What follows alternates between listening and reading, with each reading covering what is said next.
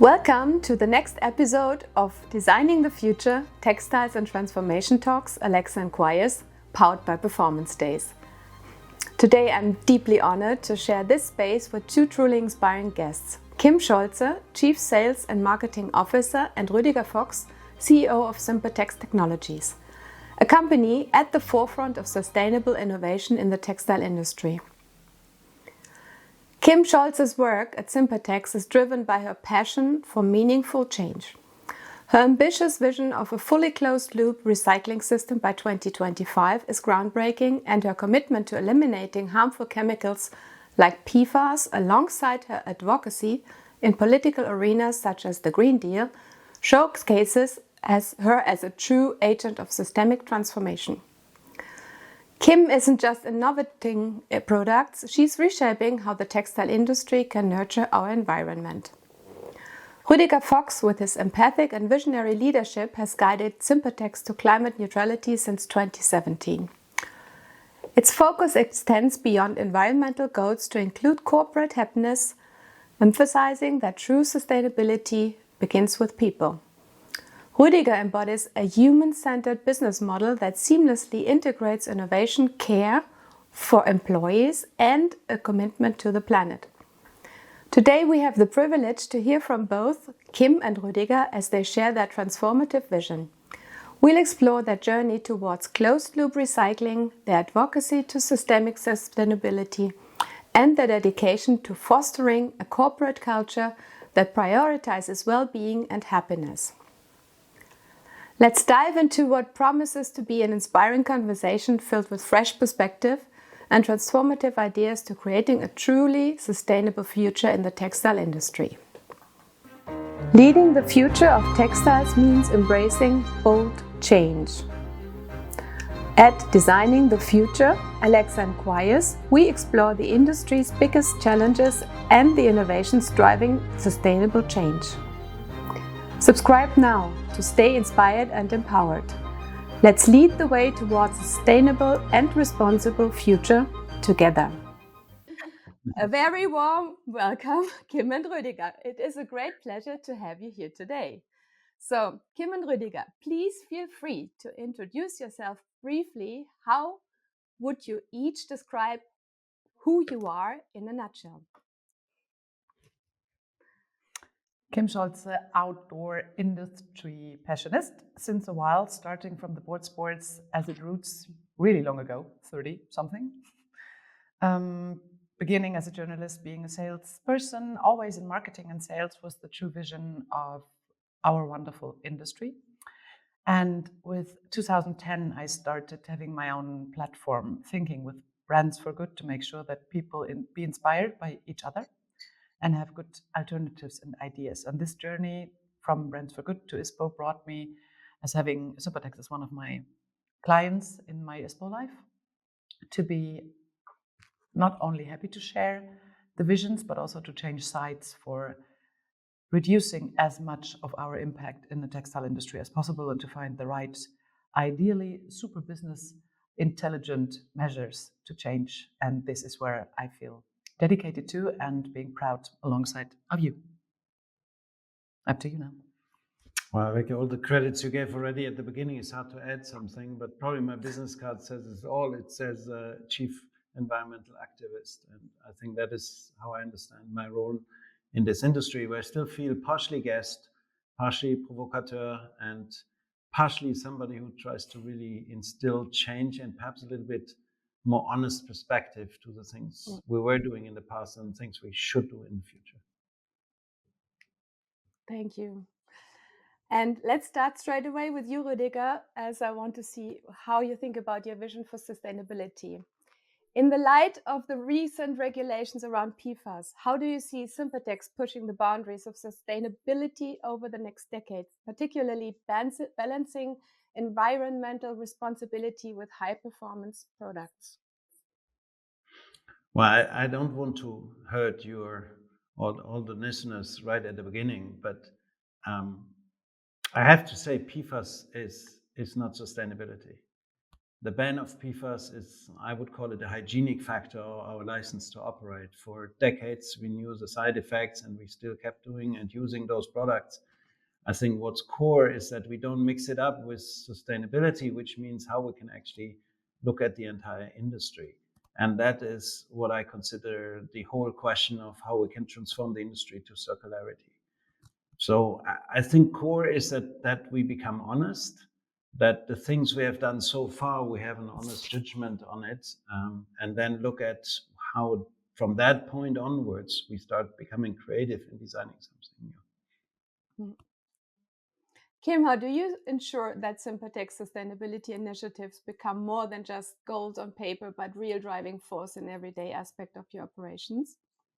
So for adding something on the PFAS thing, it's one of the most important fundamentals and milestones you brought in when joining the company, 2017. Mm-hmm. And seeing sustainability not as a mixture of milestones, but on the holistic thing, whether it's on circularity or on the CO2 consumption or everything which is combined to make sure that every step and piece is right. This is the crucial thing right now in the industry, where to judge when and how and why. But if I may add to the crucial thing of PFAS, for us feeling like not really informed over decades, what you were saying when we started discussing, you said, how can you be not informed? And this was like the super crucial thing for me, being part of the industry, as said, with ISPO and all these wonderful clients who used to work or still work with that, and the cruciality which comes along with Netflix movies, with campaigns on chemsec, with everything you can judge right away if you see how harmful this is. And not only as a mom of 3 kids, but also of this nature-loving thing where we always talk on protect our playground, etc. This is like, how could that happen? And the recent travels and trade shows in US where we discussed on it, there was one also functional fabric fair, and the question was asked, okay, if it's banned now, the PFAS thing in apparel and in footwear, in products which are not able to be sold anymore after the 1st of January, the inventory which is already produced, what do you think where it comes or where it goes or where it is like done? And the answer was Europe. And so this is like the most crucial thing on, are we not really sure that we understood the whole PFAS thing in a total or what's going on? And so this is, when you ask me, how do I make sure that I implement it, I try to learn a lot, I try to listen a lot. And the most important thing is to ask the right question to make sure that we can then work as an accelerator for the knowledge on fact-based to make sure that everybody knows what's going on. Yeah. I think that's so important to do that, because it's education to really make clear what is it about the PFAS. As you said, Rüdiger and you, Kim, I mean, we really have to find a way that everybody understands the fact, what it's all about. And please go ahead. And I want to see, what do you think about the challenges and the adaptations? And this question is to both of you. The textile and outdoor industries are currently facing unprecedented challenges with the new PFAS regulation. So how is Sympatex adapting to this rapidly evolving landscape? And what do you believe are the most critical steps the industry really needs to take to meet these new demands while maintaining product quality and consumer trust? Before you answer, we open the space for this.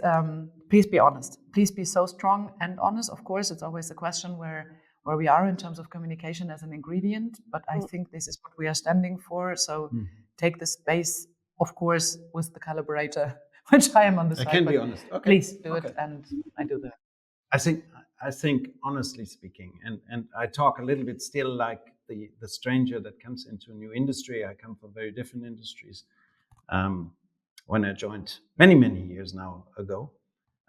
But if we step back, everybody, and take kind of the human perspective, how on earth you can explain to your children that a chemistry we put on garments to prevent, let's say, even humidity, rain, whatever, that then accumulate in nature for the next generations to come, forever stay, and creating cancer.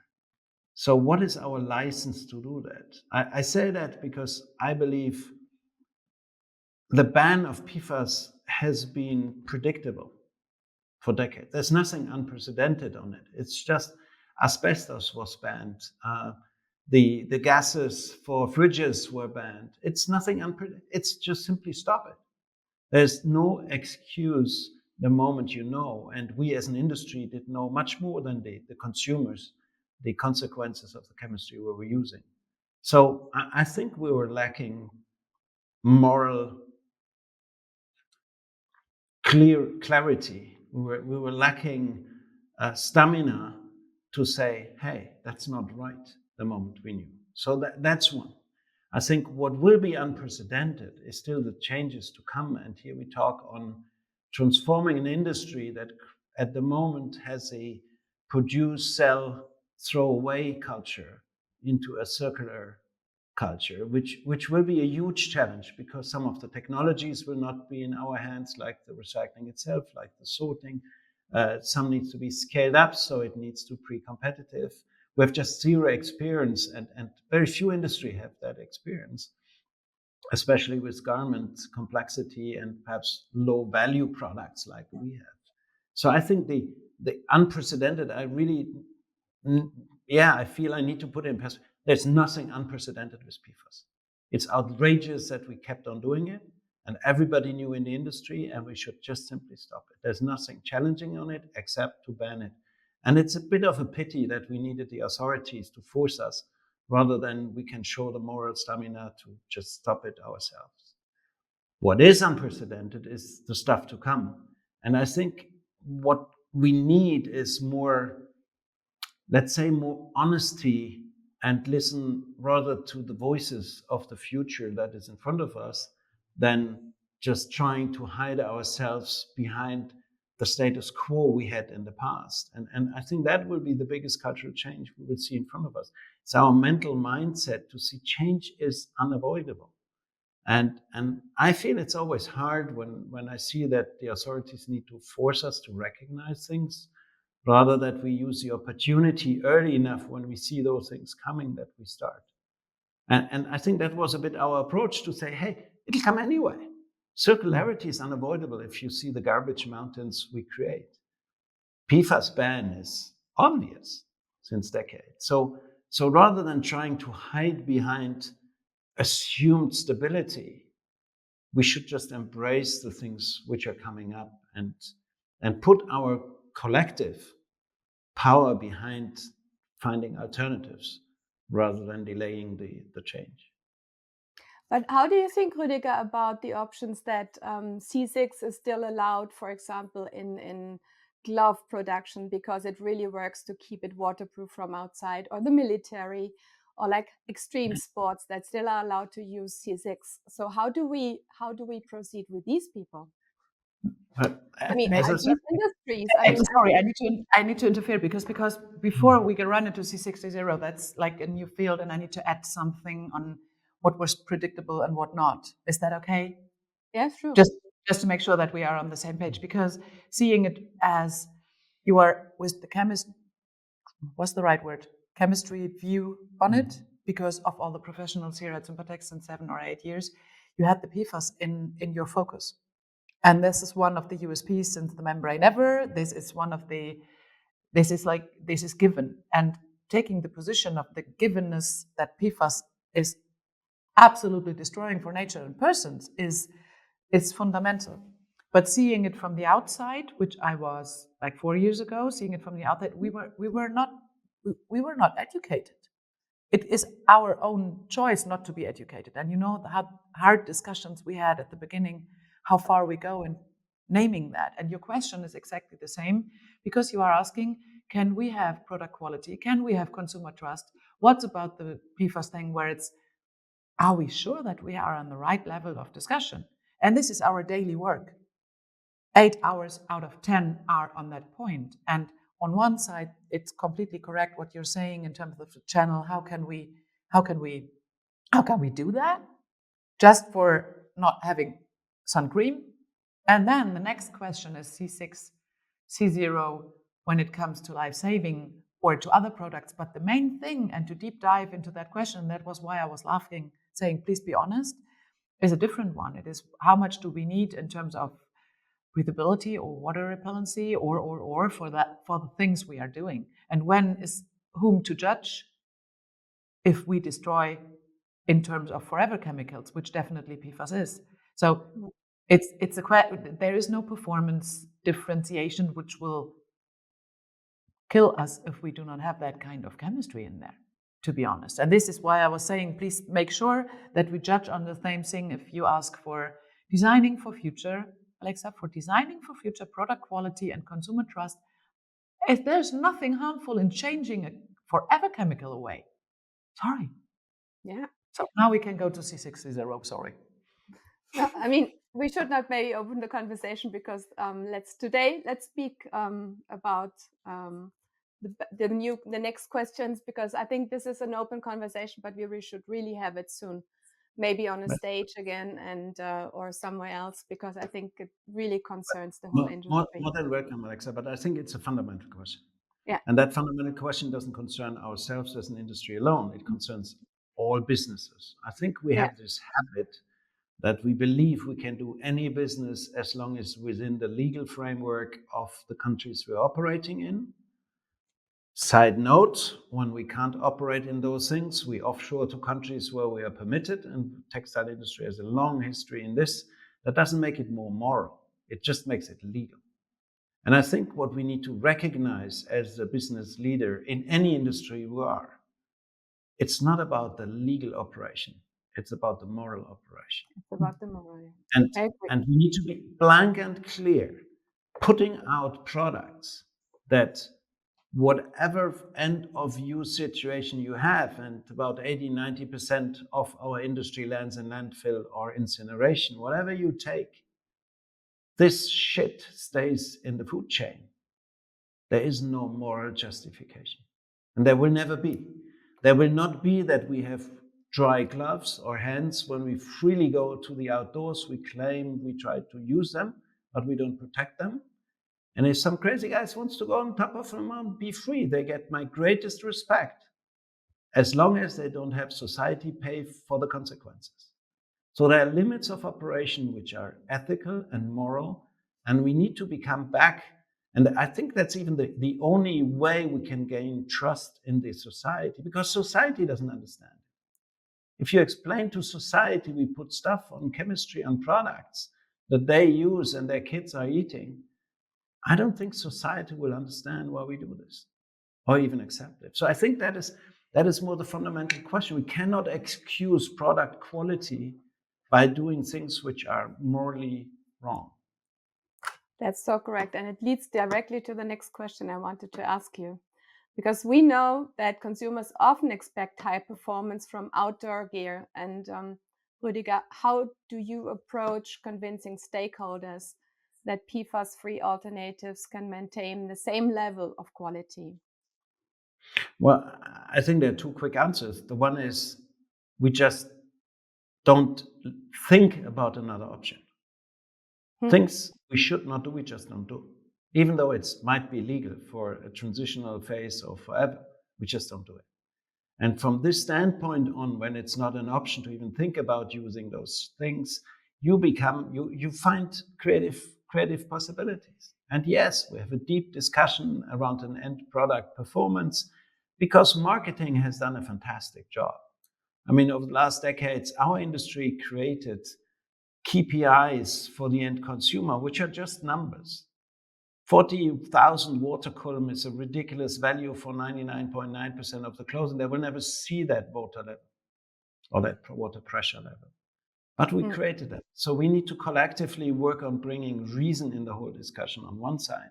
But on the other side, we don't do trade-offs. We said, since I started, I clearly said, we don't trade off. If we lose customers because they don't see why we do things, we still do the things. And I think that is a fundamental part. So check our products out. They will perform as good and even better than other products. What are the testing procedures? We can tell a big story about what testing procedures help and don't help certain type of products. But at the end, it will be a customer discussion and a customer choice. But that's not the reason to follow any trajectory if it's morally unacceptable. At least that's our philosophy. Very good. Kim, how do you communicate this message to your customers to ensure they understand that sustainable choices don't mean compromising on quality? So everything feels like a heritage on the last years, which was right now Rüdiger's speech on that. So what I bring in is the best choice of language and the best choice of the innovative people out there who are sure how to understand and how to judge the innovative future, not to be harmful or to change in terms of knowledge transfer towards sales in retail and consumers. So if I start explaining, and this is part of everything you know from how I work over all our projects we did together, it's always a kind of holistic approach. So if I start pitching Sympatex and if I start pitching our universe, it's not only Sympatex, it's the full value chain and the full customer journey. So we work with a lot of DWR experts. We work with a lot of testing methods. We have tons and tons and tons of ingredient experts for ingredient network. This is what we try to share. So if I start pitching, it's always the circle goes round, starting with the eco design. You are one of our experts in our closest wood, luckily. So starting with the eco design at the beginning towards circularity systems, whether in UK or in France or wherever it starts with, luckily, new innovative processes. And dependent on where the people are or where the brands are in terms of knowledge, it's a mixture between asking a lot of questions and trying to deliver all the knowledge which you brought up here and build it up over the last 7 years, 8 years. Yeah, that's it. Cool. Good. Leadership and human capital. Kim, next question directly. So considering your leadership role, how do you cultivate a culture of sustainability within your team, ensuring it's not just a top-down directive, but something that every member feels passionate about? May I refer to my job, which I had before, or do I need to do it on Sympatex? You can do. So I was trying to do it. I was the green extreme for a while, which I luckily do not need to be here. Everything Because is set. I'm here. No. Yeah. Yes. No. Yes. No. Every team culture we have in here is more. So it feels like there's any dedication which is obvious or natural, or sometimes we have discussions on, do we need to force sales to drive by train, which then is like a thin line in how is something moderate or doable in daily life, etc., etc. So like at home. But everybody who is working here does not need my leadership role to make sure that it's happening. And this is why I was joking on the green extreme name I got over some years, which really did not feel well. For having permanent conflicts on how to I do not want to be a teacher or educator. I just want to be a partner in terms of what can we do different. And this is how it happens here in every instance with everybody in our team. So the leadership role is more to make sure that we find the right house to live it. Yeah. And you, Rüdiger, how do you as CEO model the sustainable mindset and inspire the rest of your organization to follow suit? Well, I think leadership always means you need to demonstrate credibility much more than anybody else in the organization. And the challenge with sustainability is, and that's probably politically as much as in the corporate world, sustainability will be sacrificed. A couple of generations before, I would even say 2 or 3, we had no awareness that there's a limitation on the resource consumption that the world offers. And being one of the few generations on this planet who has seen more than doubling, perhaps soon tripling, population of the world from my birth year until now, all of a sudden we just transited a switch point when our consumption went beyond what the earth can bear.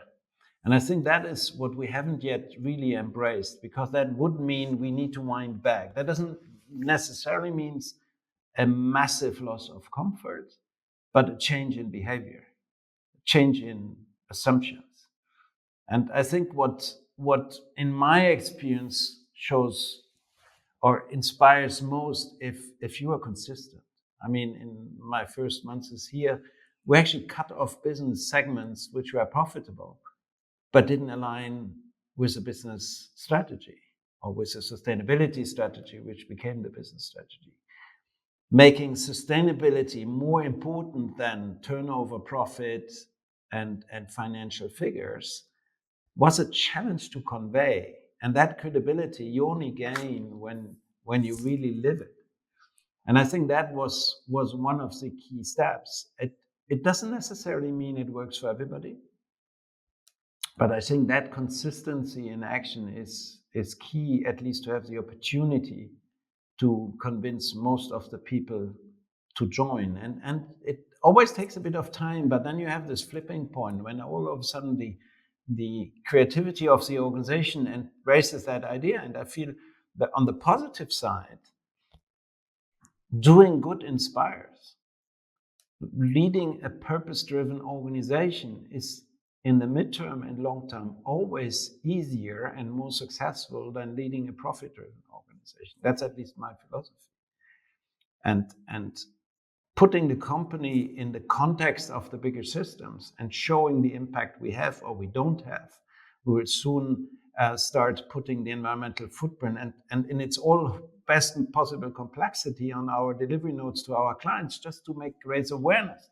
Here you have not only ordered 3 kilometers of laminate, you have actually created that amount of CO2, which is much less than in many other companies or products, but still.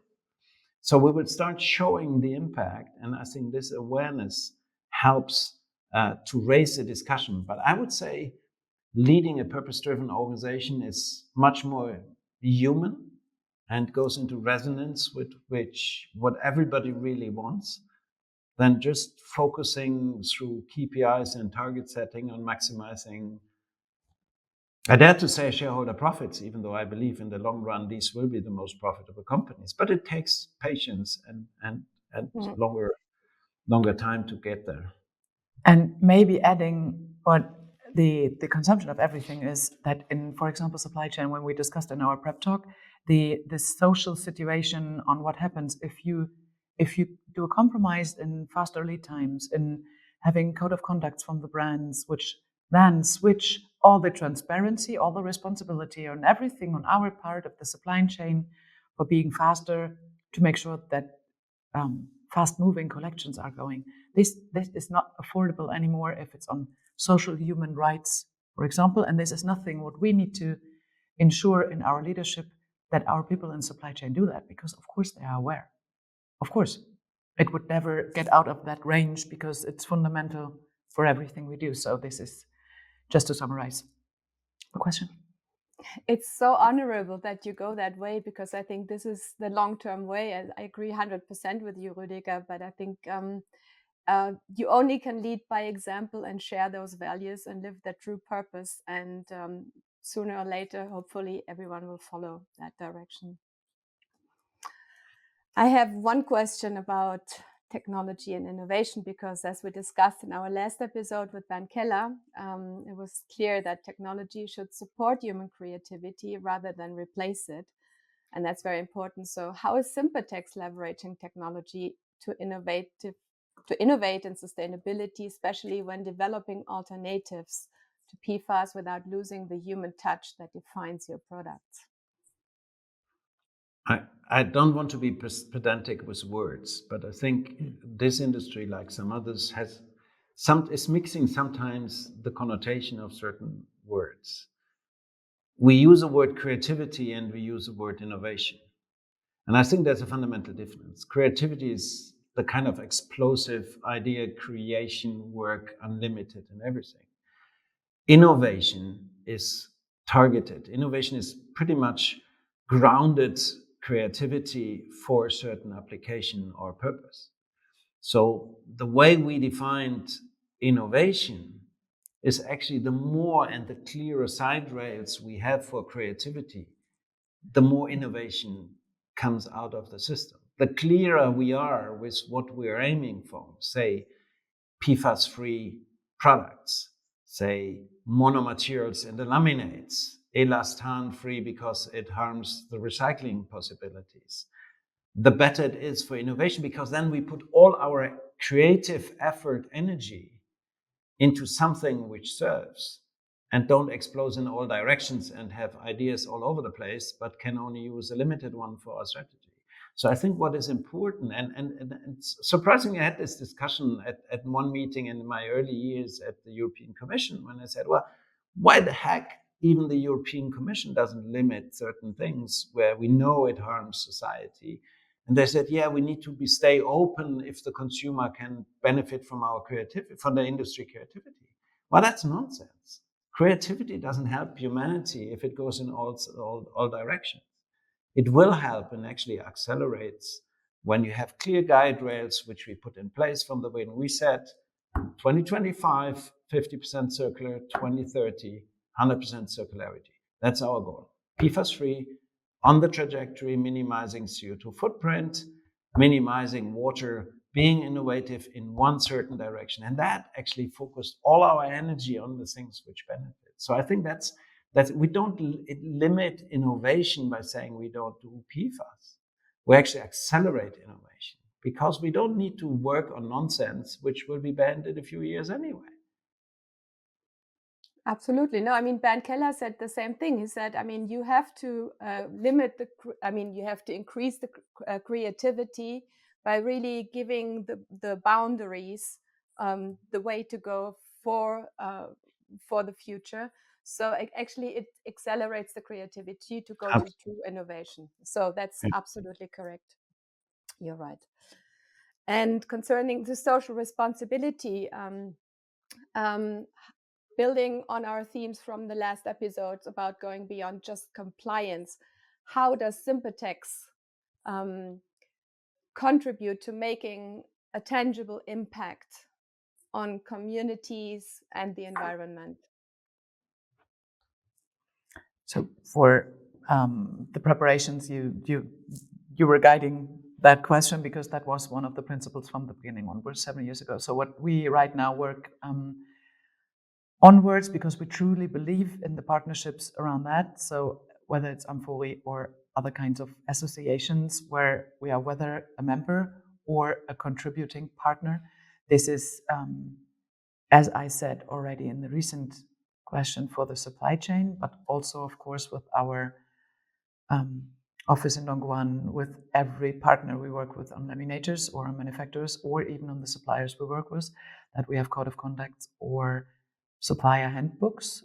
And in these dedicated fields of play, the people and the personalities and the experts we have here in Unterföhring, close to Munich, where we live with, it's always the teamwork to understand how does supply chain work together with the EU regulatory, hopefully mandatory steps, and how can we change and enlarge. So it's whether the HIC Index or Cascale, which was former Sustainable Apparel Coalition, or the European Auto Group with KG Stevens on that work. So I need to take myself down to make sure that it's not like that half an hour spending with all the collaborations which fit exactly into the labor, into the social, and into the innovative future, because then is the next step to the suppliers which need our support, but then can be innovative enough for new products. So that's, again, a different kind of circle, but we need to make sure that we have the right ones. And this is what we do with the setting the scene with the experts, which then,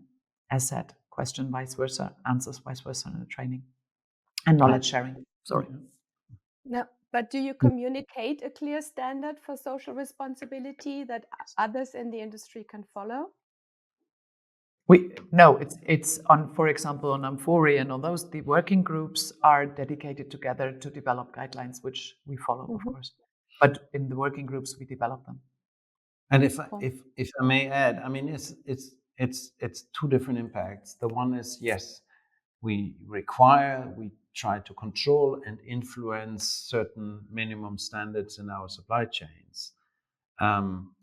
how far we can reach into that is always limited, especially for a company our size. But I would say even for the big guys, they do an audit and next week it could be different. I think the other side of it is where we pay also a lot of attention is the responsible purchasing practice we have ourselves operating. If we downflow any requirements we sometimes get from our clients, say, oh, next week, oh, can you double the amount or shift it out 4 weeks or whatever. If we would downflow this one every time in our supply chain, it would have dramatic consequences at the end borne by those people who work there. Doubling short-term quantities means overtime, excessive overtime for many people, if our suppliers should follow. So we try to, let's say, foster the dialogue on one side with our clients if they have changes, to say, whoa, but operationally, our suppliers are fully loaded all the time with us or with other partners. If we want to have changes now, either downwards or upwards, we need to dampen it in a way that the supply chain can cope with it. Because I think sometimes our purchasing behaviors or supply chain behaviors actually instigate the conditions we don't want them to use, but just requiring them isn't good enough. I think the way we operate in that system should be also empathical enough to understand, first of all, what are the possibilities we have in our supply chain, and then advocate them rather to our clients than enforcing them and then creating the problems even more than the ones we want to avoid. Yes, that's a very good way to go, and I think that's the only way to go at the moment, that you really look for that part. I have one more question that is very important to me. It's concerning the consumers in the end of the day, and the engagement and the education of consumers. So it's the question to both of you. How do you plan to engage, and how do you educate consumers about the importance of these PFAS-free initiatives, ensuring they understand the effort behind creating truly sustainable products and encouraging them to make more eco-conscious choices? You start. Well, if you allow me to start, I start with asking, why should we? Why should we? Why should we explain to the consumers that now we don't do the things we shouldn't have done in the first place? PFAS is a no explanation thing. In my view, we should just do it. We don't need the consumer to help us make the right decisions. I think we use quite often that consumer and responsible choice as an excuse not to go for the right things. There's so many questions I had received in the last couple of years, and oh yeah, but the consumer doesn't want sustainability, isn't ready to pay for it. So does that mean we can continue the way we did before? Is that our legitimation to just continue? So I would say we need to be careful what we want to, let's say, offload as a consumer choice. The reason why over the last year I spent endless time in reading and commenting the new European legislation and giving as much input as possible is that to create a level playing field for everybody. We never advocated or lobbied for any idea beneficial to us and not beneficial to everybody. All the time we were completely transparent, but I think sustainability is a license to operate for businesses. It is not something we need to leave to the consumer's choices. It's our responsibility in the first place to make it happen. We can explain it in the framework of the new, luckily, the new Green Claim Directive, where we need to stay honest and not greenwash, even though I feel greenwashing is the first sign that we understand we need to change something. So there's some positive in it, but it's a transition state. But I would say we need to be careful. Our strategy was never to convince first the consumer that he buys the right things. Our strategy was to do the right things and gradually convince the industry, and at some point to help the legislation framework, especially in Europe, that we put something in place which is feasible, bearable, but challenging, but answers the question for everybody in the same way. If non-recycled products are no more permitted to be sold on the European market, I don't need to explain to consumer why recycling is better than non-recycling. We don't spend too much time. I mean, correct me if I'm wrong, but it was always a strategy not to make the consumer responsible for our rightful action in the industry. I absolutely agree, but I disagree with the non-education because when I talk with people sitting somewhere in the beer garden or at the table, and they come up to me when they ask me what I'm doing, and they ask me, "Oh, I have this jacket. What do you think of it?" And I look at the jacket and I start to explain, and then I just understand how little actually they really know about the product they are wearing. And I believe they have, I mean, when I talk about PFAS, they have not a single clue. I mean, it's the average consumer. So they are happy when they talk about, oh, my jacket is waterproof. How waterproof is it? And I look at the sign and then I tell them how it was, but they have no idea. So I think it's super important because you are a role model in the industry as a company for material that gives PFAS-free, sustainable monocomponent options for garment production, to educate this to the consumer, to tell them, hey, our products, with them you can recycle. What will be the law? But to make them understand what it really means in the end of the day, because they don't have the clue.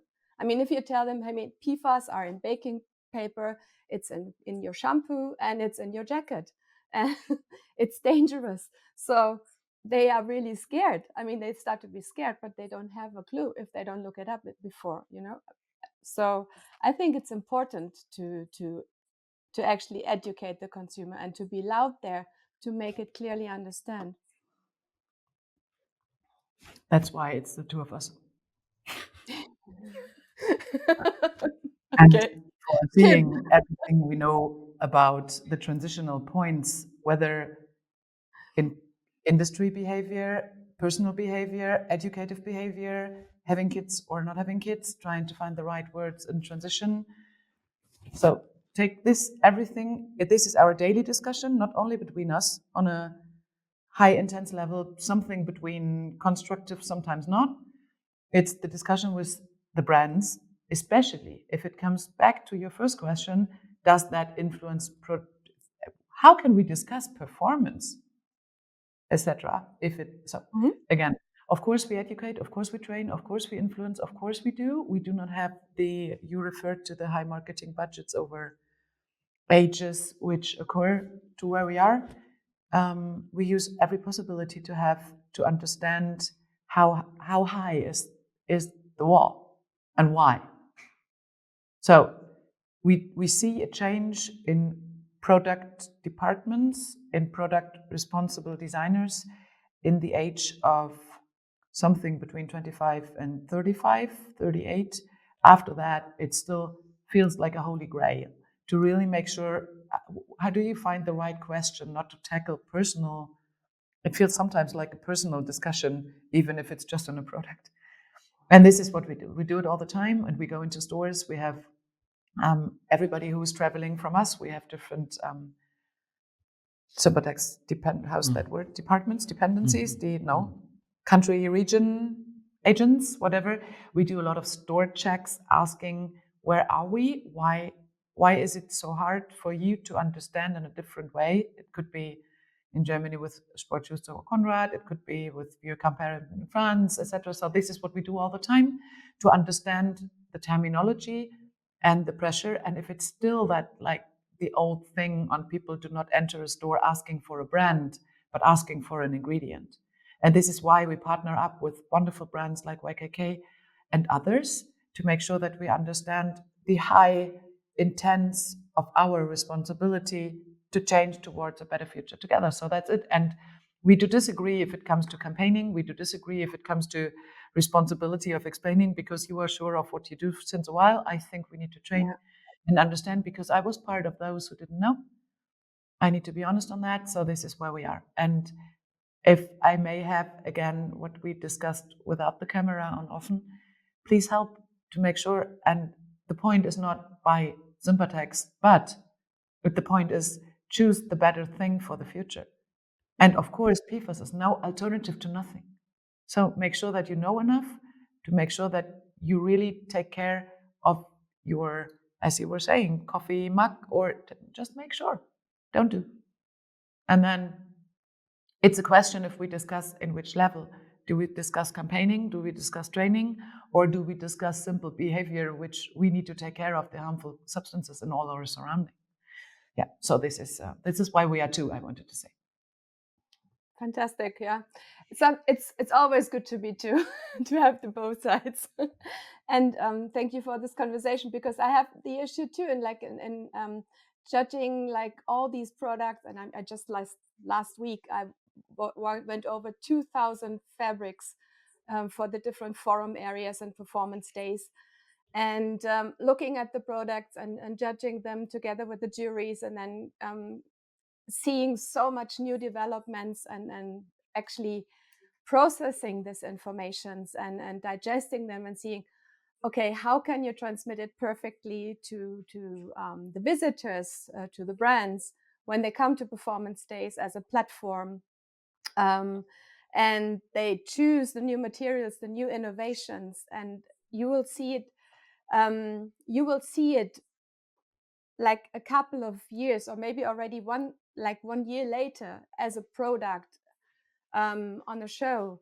So can you think that in a moment AI could help us with education to go further and to build up something that goes beyond only submitting something to the brand, but already creating something that is informing the consumer? Can we create a platform? Can we create something that is for all of us, to have a transparent information for the future? What do you think? Do you want to start, or should I? Well, if you give me the opportunity, I will instantly jump in, because I mean, you mentioned AI. What we need to be aware, AI is just, I call it sometimes accelerated ignorance. It's a faster way on tracking information we didn't know already. So I think the danger is, even though we call it intelligence, it's nothing creating new, but it's first of all giving availability of already known things. There's positive possibilities. The only question for me is always, what is the control unit? Because with the whole question of educating people, there's a certain level of arrogance in this, that we know better than others, I would say. But there's also the side effects, and I don't want to go in politics, but we look at the US politics at the moment. I would say choices by the masses are not necessarily without influence by people who try to influence. And I think that is always a dangerous part if we leave social media or AI in a way uncontrolled. I think that there are possibilities where we can use those means. I think at the end of the day, I think it's more the quest for everybody that they start to really track their own opinion. And I think that is something we as a general society needs to see, rather than educating, which means pushing our opinion into people or onto people. I think the invitation to educate themselves and offering the wide range of opinions would be probably a better approach, because then people can make informed choices if they want. That's also sometimes a challenge. Oh, that's a very good answer. Thank you for that, Rüdiger. And I think you're completely right to talk about inviting actually to change yourself. That's very important. Kim, what do you want to say? I want to say this is, in fact, maybe the same end product, but the way to it, I would describe it completely different. And this is based on something where, for example, on European Outdoor Group Summit, there was one guy which was in Cambridge, and then it's like the university, and where do you go in terms of looking to the future and what happens. So one of these guys were saying, use it as a buddy, use it as a partner, and that was like crazy how he discusses his daily things. Like, my question to him was, do you have social life, or is that like your AI you spend your time with and your discussions with? But the good thing on the other side was there's so much knowledge we can increase on the mixture of what comes out, and it's never unjudged. Of course not. We should never use it without any, as you were saying, personal opinion on that one. But if I see for me being fast on, so if you add us or some competitors, the way of the answer, if you come to training or PFAS or whatever, AI changes the answer dependent on the first words. So compare XY with Sympatex is a different one than compare Sympatex with XY. So this is super interesting because then you understand, as you said, like the knowledge of a lot of, and why is it like that? So this is why we use it for trainings, dependent on the level, is to make sure that we find the right terminology on point to focus on how understandable becomes the message. And this is, of course, where we need it for. Because then our complex thinking, our historical heritage, everything is made easier to understand on the point, dependent on the target group. And that's it. And of course, we need to use it. So again. Well, I could continue this conversation for hours. First of all, thank you so much. I mean, let's continue the conversation at one and another point. It's so interesting. And I think it's so important that we really spread that message and involve the audience and involve other people to it and really make it a vivid subject in this direction. So I would like to close now because I think we're over time, but it was important to have all those comments by your side and to have that conversation. So as we close, I would like to ask you to one small actionable step that we already established with our other interviewees. So what would you like to recommend the listeners to contribute to a more sustainable future either in their personal lives or within their businesses? So Anna Christiansson, she had agreed with me that we don't throw anything away from the fridge anymore. So we have no more food waste in the future. With Pascal Moreau from Ohana, we decided to grow flowers, even in urban areas, to attract bees and insects for more biodiversity. With Bernd Keller, we decided to to reuse our garments from our home and to do like small private flea markets or exchanges with neighbors and friends or communities or neighborhood. So, and all of these we establish, and I always follow. So I now have already 3 things to do. So I would like to follow something you would like to establish today, like a small habit that might make a big change in the end of the day. I start. Is that something? I think the answers would be diverse between us. My wish for myself was some time ago, and I tried to do that, is asking everybody I feel that it's worth what he's doing, and not to be just too disrupted because one single person can't change. This is like enormous downtaking. It allows no breathe, no energy, nothing. If we compare ourselves to what would be the difference if I do it, if China is doing what they do. So every person of us can make a difference, and it could be whatever. This is why you select and why you are now there to make the whatever. But for me, it is please encourage everybody of us, encourage the kids, encourage grandma, encourage everybody that it's worth riding the bike or doing, as you were saying, the flowers, or please encourage. That would be my wish. And Kim, would there be something that you would like, just a small step, that a new habit everyone could create to make a little change? Would there be something to make sure that we do not the question on being concrete is do not throw something in nature, do not drive by car if you don't need, do. But this feels like a teacher, which I really do not like. So the thing where I need to be authentic is make sure that everybody around you does not feel too small to act. And one could be the flower one, the other one could be the consumption one, the third one could be don't buy bullish products in plastic. It could be. So I'm not able to judge that because there are so many different perspectives on that. But find the right entry point to the persons and make them strong. Every Encourage person them to go. every Very person counts. Absolutely. Okay, And you thank are you. go for it. Well, at some point in a discussion you were actually moderating, I suggested to one of the guys from the Fridays for Future that we should give out vouchers for a number of clothing you're allowed to buy per year, like 5 pants, 2 t-shirts, and 3 shirts, and 2 pairs of socks, whatever.